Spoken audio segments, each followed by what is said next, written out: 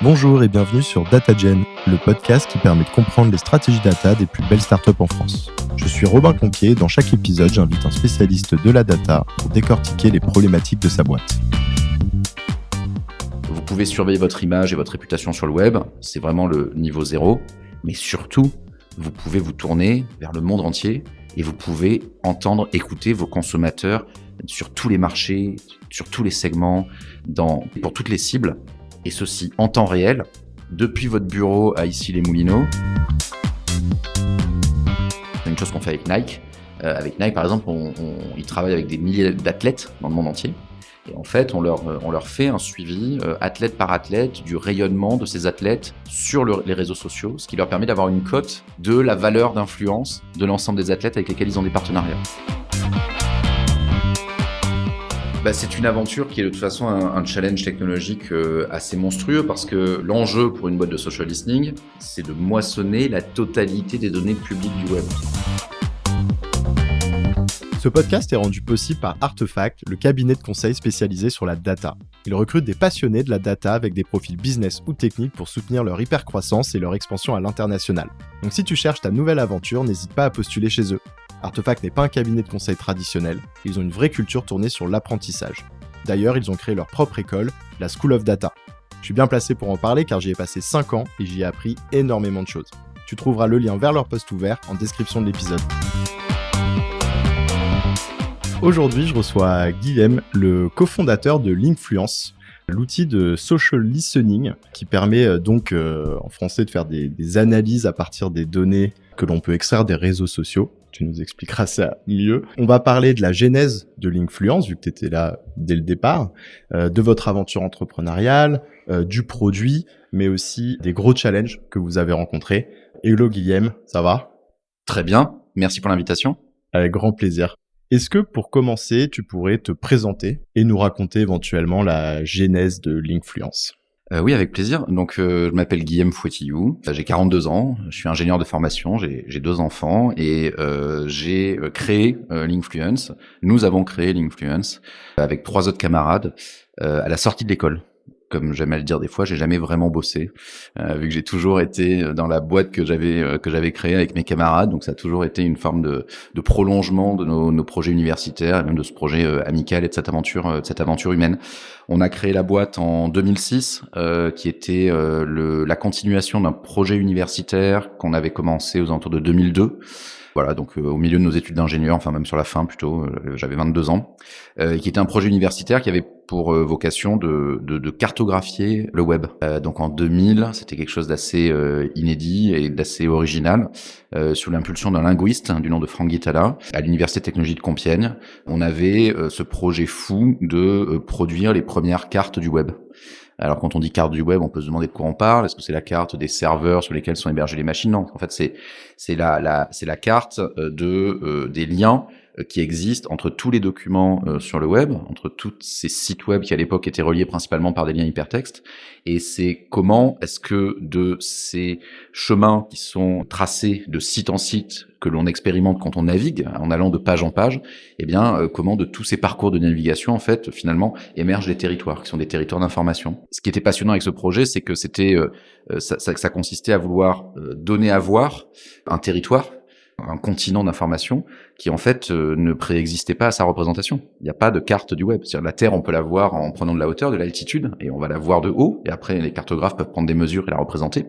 Le web, vous pouvez pas prendre de hauteur. Quand vous êtes sur une page web, vous êtes sur la page web, mais vous pouvez pas dire je recule pour savoir quels sont les sites web qui sont à côté de mon site. Vous avez juste des liens. Et donc on a fait ça sur les sites web en tant qu'universitaire, et en fait ça nous a permis de nous rendre compte que de faire ce travail-là, en fait ça permettait de comprendre à la fois comment le web était organisé, mais vu que le web était un espace ouvert sur lequel n'importe qui pouvait publier n'importe quoi, n'importe où, n'importe quand, n'importe comment, avec l'explosion du web de 0, avec les réseaux sociaux, très très vite, on s'est rendu compte en fait que ces cartes-là, elles décrivaient le web, mais elles décrivaient aussi la société. Et c'était une façon d'accéder à la société en train de se faire au travers de ces conversations. Et donc là, en fait, on a voulu transposer ça à un projet d'entreprise. On a eu cette idée de dire, en fait, peut-être qu'il y a plein d'entreprises qui pourraient être intéressées pour mieux comprendre leurs consommateurs, mieux comprendre les tendances, mieux comprendre leur marché, mieux comprendre leurs concurrents, non plus en s'appuyant sur des sondages, des groupes qualitatifs, des dispositifs, on va dire, d'études plus traditionnels, mais en s'appuyant sur ces prises de parole spontanées et qui sont des prises de parole publiques.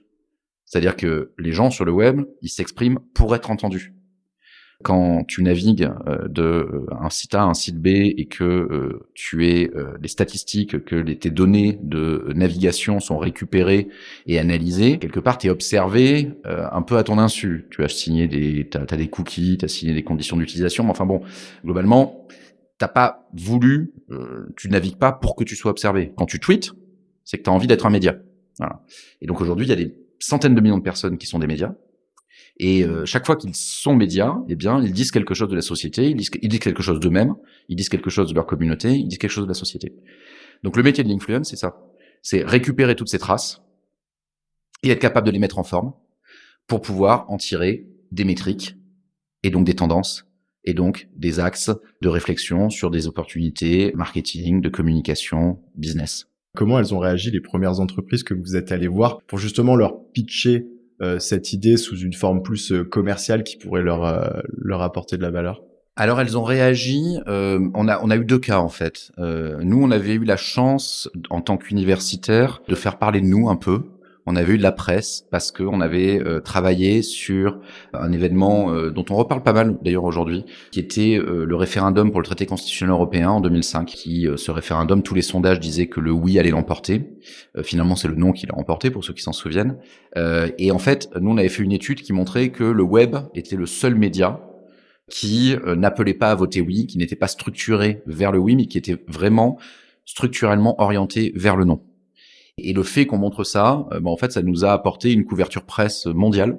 Il y a eu des articles dans le monde entier qui disaient que des universitaires de l'UTC, de Compiègne, avaient prédit la victoire du non. Bon, c'était un petit peu survendu de la part des journalistes, mais bon, il y avait cette idée. Et ça nous a donné beaucoup d'exposition. Et donc, on a eu des premiers clients qui ont bossé avec nous parce que ils avaient suivi ça, ils étaient extrêmement excités par la dimension extrêmement innovante et prometteuse de ces nouveaux métiers. Mais pour être honnête, ils savaient pas exactement à quoi ça allait leur servir, mais ils se disaient que ça valait le coup de tenter parce qu'ils étaient face à des choses qui étaient très innovantes. Ça a été une petite partie de nos clients, mais c'est en même temps ceux qui nous ont permis de faire nos 2-3 premières années. Ils se comptent sur les doigts d'une main, mais ça a vraiment été les gens par lesquels l'influence a pu, alors qu'il n'y avait pas vraiment de marché, qu'il n'y avait pas vraiment d'offres, que on était quand même très débutants sur les questions business, où on a pu exister. Et après, les deuxièmes types de clients plus généralisés, à cette époque-là, on envisageait l'écoute du web sous l'axe de la peur. Vraiment, c'est la vertu pédagogique de la peur. C'était l'époque vraiment de la e-réputation, des crises de réputation. En 2006, quand on voulait intéresser une grande marque à l'écoute du web, fallait surtout pas leur dire que sur le web, il y avait des communautés, que ces communautés portaient des nouvelles pratiques et que ça allait représenter des opportunités de marché, parce qu'ils allaient vous répondre. Non, mais personne n'est sur le web. Enfin, mon petit cousin, mais les vrais gens, ils y sont pas. Je parle d'un temps que les moins de 20 ans. Hein. Mais par contre, si vous leur disiez, vous savez que sur le web, il y a des blogueurs qui disent du mal de vous et ils peuvent détruire votre réputation ou celle de votre boîte en 5 minutes. Et contrairement à des journalistes, vous pouvez pas les contacter, vous n'avez pas leur 06, votre attaché de presse les connaît pas. Et donc, beaucoup du marché à l'époque s'est structuré sur la partie réputation, vertu pédagogique de la peur. C'était une vision assez restreinte de ce que pouvait apporter ce métier. Nous, on n'a jamais été chez l'influence très fan de ça. C'était pas notre positionnement. Nous, dès le début, on avait vraiment cette idée de dire, non mais ok, vous pouvez surveiller votre image et votre réputation sur le web. C'est vraiment le niveau 0. Mais surtout, vous pouvez vous tourner vers le monde entier et vous pouvez entendre, écouter vos consommateurs sur tous les marchés, sur tous les segments, pour toutes les cibles. Et ceci en temps réel, depuis votre bureau à Issy-les-Moulineaux, et il vous faut le même temps pour être au fin fond de la Thaïlande sur des questions de cosmétiques et être sur des problématiques de télécommunications dans l'Est des États-Unis. Voilà. Nous, on n'était plus sur ce positionnement-là. Mais à cette époque-là, effectivement, c'était le côté réputation qui était premier. Ouais, vous, c'était plutôt la recherche utilisateur 2.0, quoi. Aujourd'hui, en 2022, ça paraît assez évident, en tout cas pour les acteurs du marché. C'est-à-dire que ce qu'on appelle le social listening, donc cette écoute du web social, est quand même aujourd'hui assez principalement utilisé par des départements études, par du consumer insight, par du market research, mais ça s'est quand même stabilisé sur les dernières années. Pendant toutes les années 2000, c'était le terrain de jeu quasiment exclusif de la com corporate, puis de la com, du digital, et ça a mis pas mal de temps pour arriver au marketing. Il y a une raison simple à ça, c'est que, comme je le disais tout à l'heure, c'est beaucoup plus simple de faire du social listening et juste de chercher qui parle de moi ou qui parle de mon CEO ou qui parle de mon board, parce que ça, c'est des recherches assez basiques, comme une recherche Google, plutôt que de partir sur un brief qui est de dire que pensent ou que font les partisans de la décroissance ou de la sobriété et quel impact ça peut avoir sur leur discours, sur leur consommation de vêtements et dans l'univers du textile. Donc ça, c'est des briefs qui sont beaucoup plus compliqués à mettre en place. Et ça, pour le traduire en termes de plan de recherche, de requête, de comment est-ce qu'on va interroger chez Linkfluence, pour donner un ordre d'idée, on capte, on a 100 millions de documents qui passent tous les jours dans les tuyaux de nos algorithmes, et donc on a 100 millions de verbatim, d'images, de vécus, d'expériences qui viennent du monde entier, sur toutes les plateformes, d'Instagram à YouTube, en passant par Twitter, par Sina Weibo, par WeChat, les blogs, les forums, etc. Et donc évidemment, ces 100 millions de contenus, ils parlent de tout, et de choses que je ne pourrais même pas imaginer là à l'instant, et surtout depuis qu'on a commencé cette émission, il y en a déjà plusieurs centaines de milliers qui sont venus s'accumuler sur nos serveurs.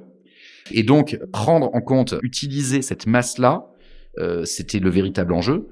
Évidemment qu'on peut lui faire beaucoup plus de choses à cette masse de données-là que simplement dire « Hey, attention, même si c'est important, on a dit du mal de votre CEO sur un blog quelque part en Pologne. » Est-ce que tu pourrais nous l'illustrer? Tu vois, je commence à voir à peu près notamment le cas d'usage type marketing. Donc, on est autour de l'innovation marketing, peut-être du positionnement marketing. Mais est-ce que tu peux nous l'illustrer avec un cas très concret, par exemple, d'un client sur lequel vous avez une success story? Je suppose qu'il y en a plein. C'est une des grandes forces du social listening, mais c'est aussi sa plus grande faiblesse. C'est que le social listening, c'est une boîte à outils. Et cette boîte à outils, moi typiquement, je suis vraiment un piètre bricoleur. Tu me donnes une boîte à outils, il y a plein d'outils, mais globalement, je sais pas trop ce que je peux faire avec. Tu donnes la même boîte à outils à un pro du bricolage, te faire des merveilles. Bon. Le social listening, c'est un peu la même chose. C'est-à-dire que les use cases, ils sont pas intégrés dans la boîte à outils.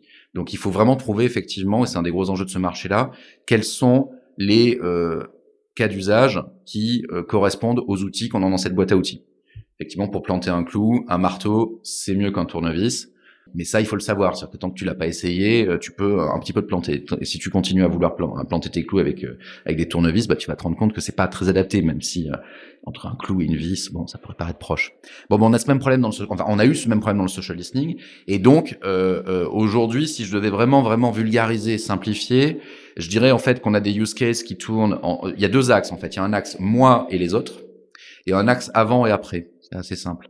Moi, en fait, ça va être tout ce qui est écoute et analyse du web pour comprendre ma réputation, mon image, mon equity. Donc là-dessus, on a plein de success stories, de use cases super intéressants. Donc plutôt il y a 15 ans qui commençaient juste sur des problématiques de réputation, de com corporate. Et aujourd'hui, on va beaucoup plus loin que ça. On accompagne des grands groupes internationaux, parmi les plus belles marques du monde, de Nike à Danone en passant par LVMH, sur des problématiques de brand equity monitoring, c'est-à-dire que ces marques-là suivent par des méthodologies qui sont stabilisées depuis plus de 30 ans leur image de marque au travers de sondages qui sont faits au cours du temps dans tous les marchés. Et en fait, on vient compléter la compréhension de la marque, de sa structuration, de son equity par du social listening. Donc, quand une marque dit qu'elle a des attributs de marque qui sont identifiés, qui sont mesurés, l'innovation, je sais pas, la dimension luxe ou la responsabilité environnementale, eh bien, on va être capable, nous, derrière, de dire, OK, c'est l'image quand on voit vos consommateurs tels que vous les avez dans les sondages, eh bien, voilà comment le web, lui, traite de cette question et la structure. Donc ça, c'est la partie moi. Puis après, la partie des autres, c'est tout simplement écouter son secteur, écouter ses concurrents, écouter ses consommateurs. Il y a une success story qui permet de bien comprendre ça. C'est ce qu'on a fait c'est ce qu'on fait avec Danone depuis plusieurs années, où ils utilisent nos outils pour traquer, marché par marché, les ingrédients de base qu'ils pourront être amenés à utiliser pour développer des nouveaux produits, des produits laitiers, et pour essayer en fait d'avoir une sorte de bourse du buzz autour des ingrédients. Donc on appelle ça un ingrédient tracker, et on traque entre 500 et 1000 ingrédients marché par marché, et on est capable de leur donner la météo des ingrédients et de leur dire en ce moment sur tel marché, vous pouvez foncer sur les myrtilles, et il y a un nouvel ingrédient qui est une racine indienne qui vient de la médecine ayurvédique qui s'appelle l'ashwagandha par exemple, qui est en train d'exploser. Et d'ailleurs, ce cas est un cas concret. C'est il y a 4-5 ans de ça, l'ashwagandha était un des produits dont on leur avait montré que c'était quelque chose qui était en train de monter très fortement, et ça avait permis à une de leurs marques aux États-Unis, par exemple une de leurs marques véganes, de lancer un produit à l'ashwagandha en s'appuyant justement sur ces études de tendance. Voilà. Donc ça, c'est moi et les autres. Et ensuite, avant et après, c'est très simple. C'est que vous pouvez travailler en amont pour essayer de comprendre un écosystème, comprendre des consommateurs, pour faire de l'innovation, pour faire de la strat. Et puis vous pouvez travailler aussi en aval pour mesurer, pour évaluer la performance d'une campagne, la performance d'une activation. Vous avez décidé dans votre plan de communication de travailler sur certains attributs pour corriger peut-être une perception sur le web autour de votre marque qui est problématique. Eh bien, a posteriori, vous pouvez voir si toutes les activations que vous avez faites ont généré un changement d'orientation du web. Ou après, vous décidez de faire de l'influencer marketing, de travailler avec des influenceurs. Eh bien, vous pouvez utiliser ces outils-là pour savoir comment est-ce que ces influenceurs ont contribué ou pas à votre rayonnement. Ça, c'est une chose qu'on fait avec Nike. Avec Nike, par exemple, ils travaillent avec des milliers d'athlètes dans le monde entier. Et en fait, on leur fait un suivi athlète par athlète du rayonnement de ces athlètes sur les réseaux sociaux, ce qui leur permet d'avoir une cote de la valeur d'influence de l'ensemble des athlètes avec lesquels ils ont des partenariats. Et ce qui leur permet évidemment d'être aussi mieux armés quand il s'agit de discuter des partenariats avec les agents de ces athlètes-là, en disant bah oui, ok, il a peut-être fait une bonne saison sur son sport, mais il n'a pas du tout été actif sur les réseaux sociaux, et au final, il était assez invisible. Voilà. J'aimerais qu'on revienne 2 secondes sur un peu le début de votre aventure. Tu disais qu'effectivement, les 2-3 premières années, vous avez, grâce à 4-5 clients, tu les comptais sur les doigts d'une main au départ, pu finalement sortir l'influence de terre sans forcément qu'à ce moment-là, les cas d'usage soient aussi précis et aussi clairs, parce qu'on était, comme tu le disais, à une autre époque, et c'était très innovant. Je pense que c'est intéressant parce que encore aujourd'hui, alors sur d'autres sujets, mais je pense que toute boîte technologique innovante qui se lance, en fait, fait face à ce challenge lorsqu'il y a une vraie étape de R&D à mettre ou de recherche pour mettre en adéquation une technologie avec un marché. Il faut trouver ses premiers clients. Je serais curieux que tu nous parles un petit peu de comment ça se passe. Alors ça, c'est intéressant comme question, parce que d'ailleurs ça nous a amené un petit peu à une incompréhension qu'on a eue nous sur la lecture de notre marché.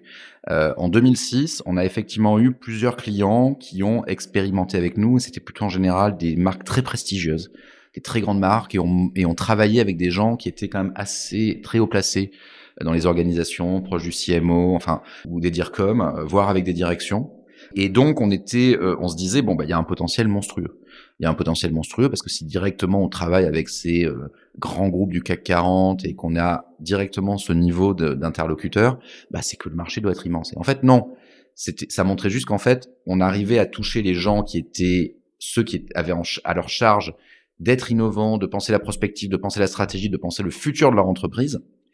Et ils nous voyaient justement comme des prototypes ou comme un potentiel d'innovation, mais qui n'était pas encore complètement révélé et défini. Voilà. Et donc, quand on redescendait dans les organisations, c'est vrai qu'on se faisait regarder un peu avec des yeux ronds, parce que les gens qui étaient dans le day-to-day et tout disaient, bah oui, non, mais moi, ça rentre pas dans des cases que je connais. Il n'y a pas encore de process. Il n'y a pas encore de process. Son analyse ROI au début, elle va être bancale. Enfin, on va l'attendre sur des trucs où... Et je sais même pas si j'ai le besoin, en fait. En fait, je sais pas identifier l'endroit où j'ai un besoin auquel vous pourriez répondre. Et peut-être qu'on a été au début un peu trompé par ça, parce qu'on avait des gens très smart en face de nous qui comprenaient très très vite. Et peut-être qu'ils nous ont donné l'impression, dans les toutes premières années, là je parle de 2006-2008, qu'ils nous ont donné l'impression qu'on pouvait faire l'économie de ce travail vraiment de définition de quels sont les use cases, de à quoi y répondre, quelle est la valeur créée, pourquoi c'est différenciant. Enfin, tout ce travail, qui est un travail de définition d'offres, totalement classique si on a eu la chance de faire une business school. Bon, nous, les 4 fondateurs, on était 4 ingénieurs et personne n'avait fait de business school, aucune école de commerce, aucune culture et aucune connaissance sur le sujet. Pour donner, je donne souvent cette anecdote, mais pour donner notre niveau de naïveté sur les sujets business, nous, en 2006, on était très heureux de dire que on était super contents parce qu'on n'avait pas de concurrents. Voilà, on savait pas à l'époque que pas avoir de concurrents, c'est juste qu'il n'y a pas de marché en fait. Mais nous, on était super fiers. On disait, vous vous rendez compte, on fait un truc super et en plus on n'a pas de concurrents. Bon, après on a compris, mais ça donne une idée. Et donc, mais je pense qu'effectivement, on a eu des gens très visionnaires avec nous. Je parle du côté des clients. Et quelque part, oui, je pense qu'ils nous ont pas aidés, paradoxalement, parce qu'ils nous ont peut-être donné l'impression que tout le marché était comme ça, que tous les gens allaient être aussi smart et allaient faire eux-mêmes le chemin pour trouver dans ce qu'on faisait, comprendre ce que tu disais tout à l'heure, l'adéquation entre un potentiel de tech, des innovations et un marché. Et parce qu'il le faisait pour nous, voilà. Donc après, à partir de 2008, on a compris très vite, parce qu'on pouvait pas bosser qu'avec ces 4 clients, on voulait croître. Donc là, on a compris qu'il allait falloir qu'on s'attaque vraiment au dur, de définir une offre. Comme tu l'expliquais, je pense que des cas d'usage, il y en avait, enfin, on aurait pu en imaginer plein, donc fallait quand même les lister, sélectionner ceux qui étaient les plus prometteurs. Vous avez décidé aussi de partir sur un positionnement un petit peu différent des concurrents qui sont arrivés par la suite, en tout cas. Mais c'est hyper intéressant ce que tu dis, que pendant un moment, effectivement, vous étiez très fiers de ne pas en avoir et que ta conclusion, c'est que finalement, il n'y avait pas de marché. Enfin, c'est quoi ta perception de cette situation? Ça veut dire qu'en fait, vous êtes arrivé très tôt, mais finalement au bon moment, parce que ça vous a permis d'arriver en premier dans un marché qui a fini par éclore et qui qui a fait aujourd'hui de Linkfluence une super belle boîte. Comment tu vois ça? En fait, c'est le temps qu'il a dit. C'est-à-dire qu'aujourd'hui, je peux répondre à cette question-là, tout simplement parce que j'ai 16 ans de recul. Les faits sont têtus. Si on regarde aujourd'hui dans notre marché, quels sont les acteurs qui restent et quels sont ceux qui ont emporté la mise, en réalité, si tu prends les 3 leaders mondiaux, les 3, on s'est créés entre 2005 et 2008. Donc en fait, ceux qui restent aujourd'hui sont ceux qui sont partis en premier. Donc à cette époque-là, il n'y avait quasiment pas de marché.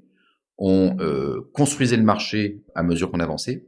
Et pourtant, c'était nécessaire parce que ça a permis en fait de faire tout le travail de R&D, tout le travail de consolidation des méthodes qui font que ceux qui sont partis plus tard, encore une fois, aujourd'hui, force est de constater qu'ils n'ont pas réussi.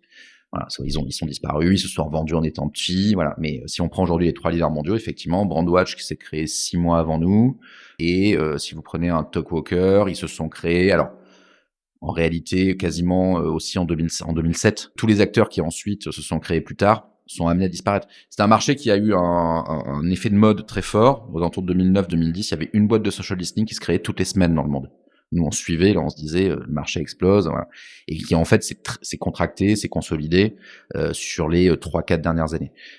Aujourd'hui, il y a plus que 3-4 acteurs qui sont capables d'accompagner le Fortune 500 sur des problématiques de monitoring, de social listening à l'échelle mondiale, multi-marché, multi-secteur, multi-marque et surtout multi-use case. Voilà. Donc finalement, aujourd'hui, on arrive à un moment de lisibilité beaucoup plus fort. Il y a 10 ans, c'était vraiment le bazar parce que il y avait des tonnes d'acteurs, tous avec des propositions des promesses qui étaient mirifiques, et c'était très difficile de lire véritablement des différences, surtout que c'est un marché qui était plutôt structuré par des ingénieurs, et les ingénieurs, j'en suis un, hein, on aime bien montrer nos grosses technos, donc on est super fiers de dire regardez les super algos qu'on fait, regarde la techno de malade qu'on a développée, il y a de l'IA, il y a de la big data. Alors c'est que des termes qui faisaient rêver les gens du marketing qui les maîtrisaient pas, mais c'était quasiment impossible de séparer le bon grain de l'ivraie. Si on maîtrisait un petit peu les codes, il y avait des gens qui étaient vraiment des flibustiers, qui débarquaient, ils avaient que dalle, ils récupéraient 3 données d'API, ils mettaient une jolie interface dessus, ils développaient ça en 3 jours, et en premier rendez-vous, ils pouvaient faire l'illusion face à des gens qui avaient 30-40 ingénieurs sur le sujet depuis 5-6 ans. Donc c'était pas le moment où le marché était le plus simple. Bon, après l'avantage c'est que de toute façon, vu que ces gens-là ils délivrent pas, le marché se nettoie naturellement. Mais c'est vrai que aujourd'hui le marché est quand même un peu plus sain. Moi, je mesure la santé d'un marché tout simplement au respect qu'on porte à ses concurrents. Hein. C'est-à-dire que moi, je considère que meilleur sur mes concurrents, plus ça veut dire que je suis sur un marché qui est intéressant et qui est un marché qui est solide. Si mes concurrents sont tous nuls, c'est un peu le même problème que si j'ai pas de concurrents. Quoi. C'est qu'en fait, c'est qu'il y a un vrai problème. Je devrais pas dire mes concurrents sont mauvais, donc c'est une super bonne nouvelle. Non. Si tes concurrents sont mauvais, c'est que t'es pas au bon endroit. Est-ce que tu peux nous parler peut-être des plus gros challenges que vous avez rencontrés? C'est une aventure qui est de toute façon un challenge technologique assez monstrueux parce que l'enjeu pour une boîte de social listening, c'est de miner, c'est de moissonner la totalité des données publiques du web. Donc, on a le même défi que Google, tout simplement. Et même plus, parce que Google n'indexe pas les réseaux sociaux propriétaires type Instagram, Twitter, etc. Mais nous, on indexe tout ce qu'indexe Google, mais en plus, on fait Insta, on fait Twitter, on fait Sina Weibo, on fait WeChat, on fait VKontakte, etc. Donc, on a des quantités de données à gérer qui sont monstrueuses. Je l'ai dit tout à l'heure, plus de 100 millions d'images et de textes quotidiennement. Mais là où Google va appliquer un très bel algorithme dessus, qui est le PageRank, pour ensuite classer ça en fonction d'une requête que tu lui passes pour te rendre le meilleur résultat. Nous, on doit faire beaucoup plus de trucs. Chacun de ces verbatims, on va calculer dessus une 50aine de métadonnées qui vont appliquer toutes les technologies les plus avancées aujourd'hui, principalement de NLP, de traitement naturel du langage, et d'analyse d'image.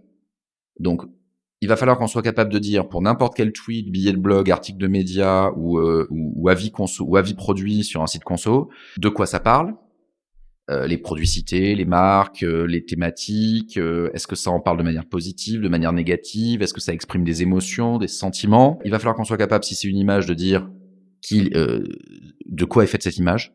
Est-ce qu'il y a des personnes, plutôt des hommes, plutôt des femmes, plutôt âgées, plutôt jeunes, qui ont l'air de sourire, qui ont l'air de faire la gueule, qui sont dans un bar, qui sont sur une plage. Est-ce qu'il y a des produits dans l'image? Est-ce qu'il y a des logos? Et une fois qu'on a fait tout ça, il va falloir qu'on soit capable de dire, mais est-ce que ça se diffuse? Est-ce que ça a été vu juste par 3 Pékins qui sont abonnés à ce compte-là et c'est personne? Ou est-ce qu'on est face à un potentiel influenceur qui fait qu'avant la fin de la journée, ça aura touché 1 milliard de personnes? Donc ça, déjà, les enjeux techno, ça fait que on les a depuis le premier jour et ils sont monstrueux. Pour moi, un des gros challenges par rapport à ça, ça a été l'adéquation trouver la bonne adéquation entre le coût que ça représente, parce que c'est des enjeux en termes d'ingénierie, en termes de coût de computation, en termes de coût de stockage, de serveurs, etc., de développement d'algorithmes qui sont énormes, et la valeur perçue par les clients en face. Et ça a été un travail qui, à l'échelle de l'industrie, de notre industrie, qui a été très compliqué. Et c'est pour ça qu'aujourd'hui, il faut avoir une taille critique pour survivre sur ce marché-là. C'est que pour suivre le rythme d'innovation dont qu'on a besoin de suivre, dû au fait que le web change très vite, par rapport à quand on a créé la boîte, on continue à analyser le web, mais le web d'aujourd'hui est peut-être à seulement 2% similaire au web de 2006. En 2006, il n'y avait pas les réseaux sociaux, enfin, c'était un web qui n'avait strictement rien à voir. Tout se faisait par lien hypertexte, il n'y avait pas les likes, il n'y avait pas les partages, il n'y avait pas, il y avait pas les vidéos et les réels sur Instagram, sur YouTube, sur TikTok. Enfin, les formats, on n'imagine pas comme tout a explosé, comme les modes d'engagement ont tous explosé. Donc pour moi, il y a un gros enjeu, au-delà du fait qu'il faut faire de la R&D, et c'est un enjeu, c'est surtout très excitant pour les ingénieurs chez nous, parce que c'est vrai que c'est là-dessus où on arrive à se battre face à des GAFA qui essaient de recruter les gars qui viennent chez nous, parce que les compétences sur lesquelles on travaille sont quand même très spécifiques et sont extrêmement valorisées sur le marché parce qu'elles sont rares et très compliquées, très difficiles à acquérir. On a la chance en France d'avoir une école mathématique, statistique de malade et donc d'avoir des ingénieurs de très haut vol. Évidemment, on peut pas se battre face à Google en termes de salaire ou Amazon, mais on arrive à garder des ingénieurs ici parce que ils arrivent à travailler sur des problématiques qui sont proches de celles qu'ils auraient chez Google ou chez Amazon, mais sauf qu'ils le font dans une équipe de 50 personnes et où ils voient immédiatement l'impact de leur travail dans le logiciel. Là où chez Amazon, ils vont se retrouver dans une équipe de 20 personnes qui elle-même fait partie d'une division de 500 ingénieurs, qui lui-même fait partie d'une division d'un marché de et avant de pouvoir dire au final, regarde sur Amazon, voilà le résultat de mon travail, pour expliquer ça à leur papa ou leur maman ou leurs copains, qu'est-ce qu'ils font au quotidien, ça va être compliqué. Donc chez nous, ils ont un impact et ça, c'est compliqué à chercher. Donc voilà, donc pour résumer, des technos qui sont très coûteuses à développer et qui sont extrêmement ambitieuses en termes de compétences, et en même temps, un marché en face qui a mis beaucoup de temps à s'éduquer pour comprendre que ça avait de la valeur, ça, et pour leur montrer la valeur que ça avait, et pour s'assurer que la valeur que ça a soit légèrement supérieure au coût que ça représente, parce que bon, si les coûts sont supérieurs à la valeur, a priori, on n'arrive pas à survivre très longtemps. Écoute, Guillaume, on arrive sur les dernières questions, et de finir sur une touche un peu plus légère, un peu plus personnelle. Est-ce que tu as une recommandation de contenu à partager à nos auditeurs ? Oui, un podcast de Radio France d'un journaliste que j'apprécie énormément et qui est peut-être le meilleur journaliste en France de très loin sur les questions de vulgarisation autour des questions du numérique, qui s'appelle Xavier Delaporte, qui a eu une émission pendant très longtemps qui s'appelait Place de la Toile sur France Culture, qu'il avait arrêté il avait arrêté de traiter du numérique pendant quelques années, et là depuis un peu plus d'1 an, il fait un podcast qui s'appelle Le Code a changé. Voilà, et je pense que le code a changé en termes de culture numérique, vraiment de ce qu'on appelle ces digital humanities, c'est-à-dire en fait les humanités numériques, c'est-à-dire la capacité à comprendre le monde, à comprendre comment est-ce que le numérique change la société, pas d'un point de vue technique, mais vraiment d'un point de vue sociétal. C'est sûrement en langue française le contenu le plus à la fois pointu, pédagogique et le mieux construit et le mieux fichu qui existe. Ouais, donc Xavier Delaporte, Le Code a changé. Génial, je vais aller découvrir ça. Qu'est-ce que tu aimes dans la data ? En fait, moi, ce que j'aime dans la data, c'est qu'en fait, la data, en français, on dit que c'est de la donnée, et c'est que la donnée, justement, elle est pas donnée. La donnée, elle est obtenue. Et moi, ce que j'aime, c'est travailler la data. C'est que, en fait, la data, tu peux la façonner, c'est comme de la glaise, en fait. La data, elle est là pour être mise en forme et pour pouvoir raconter une histoire. On a parlé pendant longtemps de storytelling. Nous, on dit que chez Linkfluence, on fait du data-telling. C'est-à-dire qu'on fait parler la donnée. Voilà. Donc, moi, ce que j'aime dans la donnée, c'est qu'elle est pas donnée. Excellent. Qu'est-ce qui t'a le plus fait progresser? D'embaucher des gens qui étaient meilleurs que moi, tout simplement. Je pense que en tant qu'entrepreneur, si on a la possibilité de le faire, parce que c'est pas simple. S'ils sont meilleurs que vous, faut qu'ils aient envie de bosser avec vous. Donc c'est d'être dans cette posture d'humilité que chaque fois que tu arrives à embaucher quelqu'un et que tu te dis cette personne-là, elle est meilleure que moi, tu rends un immense service à ton projet, un immense service à ta boîte. Et a priori, tu te dis que le lendemain, tu auras une bonne raison supplémentaire de te lever pour aller bosser. Quel est le meilleur conseil qu'on t'ait donné? Alors là-dessus, j'en ai choisi 2. J'ai le droit? Ouais. Mais en plus, les 2 sont quand même liés. Et c'est pas vraiment en plus, on me l'a pas vraiment donné, mais moi, c'est ma conviction. Qu'il faut investir sur les hommes avant tout, et pas sur les idées. Ça fait 16 ans, on a créé une très belle boîte de tech. On pourrait penser vraiment, Linkfluence, c'est vraiment de la hard tech, c'est vraiment une idée innovante, c'est vraiment des produits, c'est vraiment de l'algorithmie lourde. Donc on pourrait dire, ça c'est vraiment des gars de produits, c'est vraiment des gars de tech. Et au final, en réalité, derrière, c'est que des hommes. Donc voilà, première idée, c'est investir sur les hommes et pas sur les produits. Et le deuxième, c'est complètement lié à ça. C'est toujours lié en fait aux questions d'hommes quand on crée un projet entrepreneurial. Alors, c'est que quand on recrute des gens, c'est aussi lié au fait de recruter des gens meilleurs que soi. Alors c'est un peu violent ce que je vais dire, mais en même temps je pense que mais il faut le penser dans les 2 sens. Parce que je le dis aussi moi à mes amis quand ils vont chercher un job, quand ils font des entretiens d'embauche, c'est qu'en fait quand tu fais des recrutements d'embauche, des entretiens d'embauche, s'il y a un doute, c'est qu'il n'y a pas de doute. Point. Voilà. C'est-à-dire que tu poses une question, si à la fin de l'entretien d'embauche tu dis c'est pas mal, mais passe à autre chose. Et parce que c'est ni bon pour toi ni bon pour la personne en face. Et quand on cherche un boulot, on devrait avoir la même question. C'est-à-dire qu'on devrait la même question. C'est-à-dire que si on n'a pas envie très fortement de bosser pour la personne avec qui on est en entretien ou qui sera la personne avec qui on bossera au quotidien, moi je dis tout le temps aux gens, mais en fait, s'il y a un seul truc sur lequel vous ne devez pas transiger quand vous cherchez un taf, c'est la personne avec laquelle vous allez bosser. Votre N+1, vos collaborateurs immédiats. Le salaire, tu peux en discuter, les conditions de travail, tu peux en discuter, mais il y a un truc sur lequel tu transiges pas. C'est la personne avec laquelle tu bosses, c'est tout. Écoute Guillaume, on arrive au bout. Merci beaucoup en tout cas d'avoir partagé ton expérience sur le podcast. Je te dis à bientôt. Merci beaucoup, à bientôt. Salut. Merci d'avoir écouté cet épisode. Avant de conclure, j'ai un petit service à vous demander. Si ce n'est pas déjà fait, est-ce que vous pourriez mettre 5 étoiles et un petit commentaire sur Apple Podcast ? C'est ce qui m'aide le plus à faire connaître DataGen et donc à attirer des invités exceptionnels. Merci et à bientôt.